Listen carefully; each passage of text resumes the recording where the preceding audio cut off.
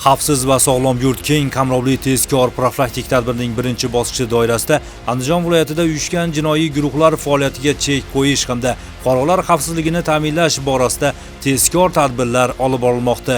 Joriy yilning 10-mart kuni Andijon viloyati Ichki ishlar boshqarmasi tezkor qidiruv xizmati hamda Davlat xavfsizlik xizmati Andijon viloyati bo'yicha boshqarmasi xodimlari hamkorligida o'tkazilgan tezkor qidiruv tadbirlari davomida bir guruh shaxslarning noqonuniy faoliyati fosh etildi. Jinoiy guruh yetakchisi sifatida keltirilgan Ismoilov Muhammad Umar Baxtiyor o'g'li 1995-yilda Asaka tumanida tug'ilgan. Muqaddam O'zbekiston Respublikasi Jinoyat kodeksining 277, 110, 112 va 137-moddalari bilan sudlangan. Laqabi Umar va uning jinoiy sherigi Ergashev Elmurod Begijon o'g'li 1993-yilda Izboskan tumanida tug'ilgan. Muqaddam Jinoyat kodeksining 104, 166, 168, 266 va 277-moddalari bilan sudlangan.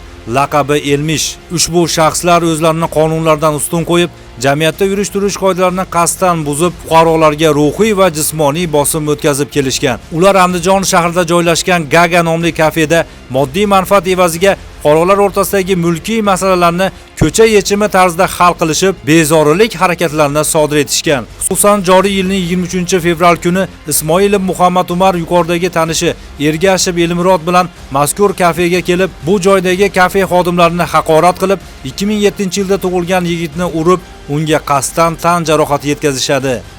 Shuyaplar, shundaymi deyapman. Menga turmas deydi. Shundaymi? Men menga.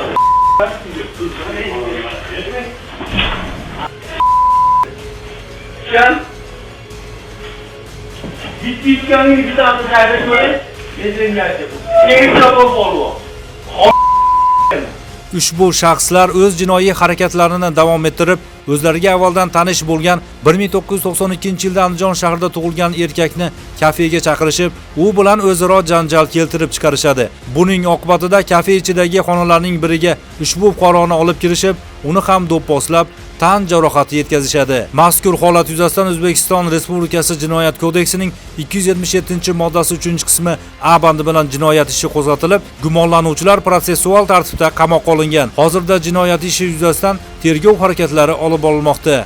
Hurmatli fuqarolar, agarda siz ham ushbu jinoiy guruhdan jabr ko'rgan bo'lsangiz yoki ularning nojo'ya xatti-harakatlari haqida biror ma'lumotga ega bo'lsangiz, ekranda ko'rsatilgan call center ishonch telefon raqamlariga xabar berishingizni so'rab qolamiz. Shaxsingiz sir saqlanishi to'liq kafolatlanadi. Andijon viloyatida xavfsiz va sog'lom yurt keng qamrovli tezkor profilaktik tadbirining birinchi bosqichi doirasida uyushgan jinoyatchilikka qarshi kurashga qaratilgan tezkor tadbirlar davom ettirilmoqda.